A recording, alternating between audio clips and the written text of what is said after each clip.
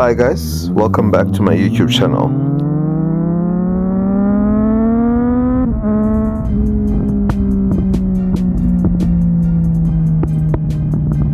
So we've heard all these things that you must practice, you must look where you go, you must progressively brake, all these sayings on braking and how to ride a motorcycle.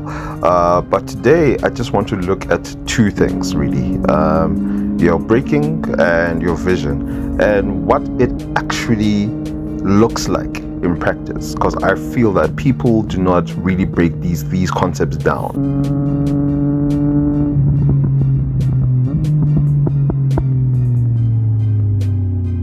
This is not a track video at all, but we are going to look at some track footage to see how we can learn vision and braking and trailing in the track so that we can better apply it to the road. What I will do is I will shoot up some track footage, then see how it is applied on the road.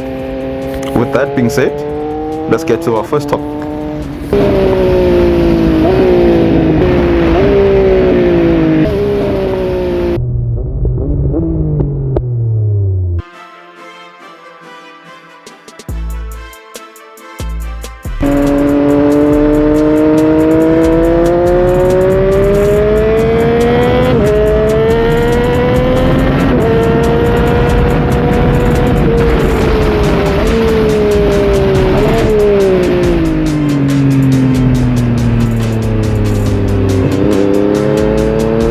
The initial phase is just hard straight line braking.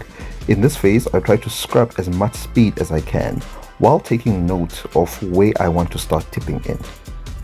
As I approach my tipping in point, I start releasing brake pressure. After I tip in, I continue releasing the brakes until I am happy with my corner speed and lean angle.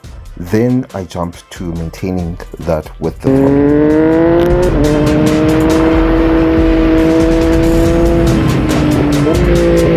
How deep or long you trail brake into a corner will vary depending on the situation. In this example, I only carry small amount of brake pressure past tip-in.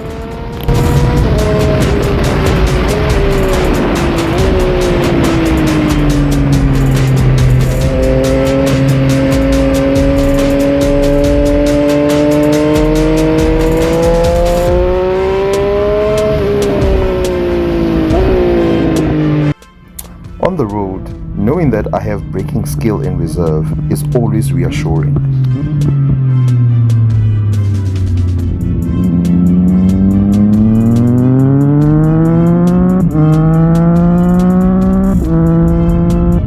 This was a dicey encounter. After realizing swerving was not safe, I had to tap into my hard braking experience.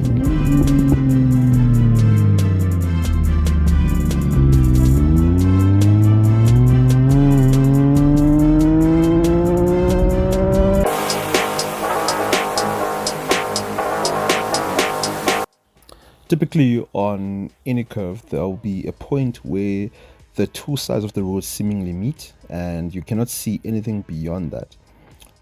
This point is typically known as the disappearing point, the furthest point of vision, etc. For the purposes of this video, we'll call it the disappearing point.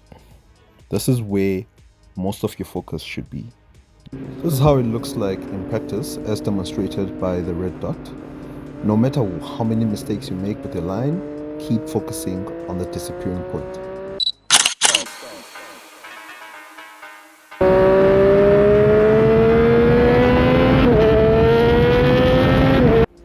Same concept applies when turning to the right.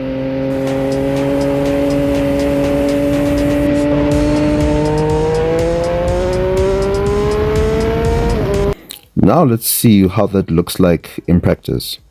The bike is pointed forward, but my head is fully turned and committed to the disappearing point I want to end up on. The right being your throttle hand can be a bit tricky, but the same principles apply. The public roads are not as technical as track, but they do pose their own risks. However, the same principles of the disappearing point still apply.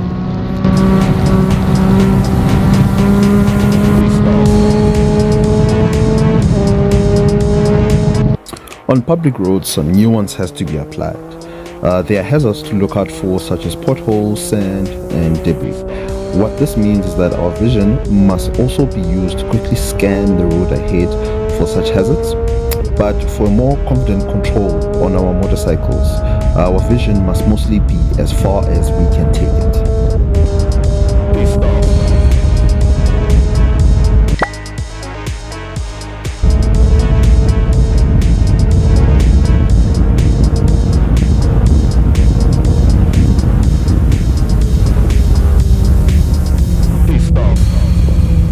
All that we talked about typically leads to a fun, confident, and controlled riding experience.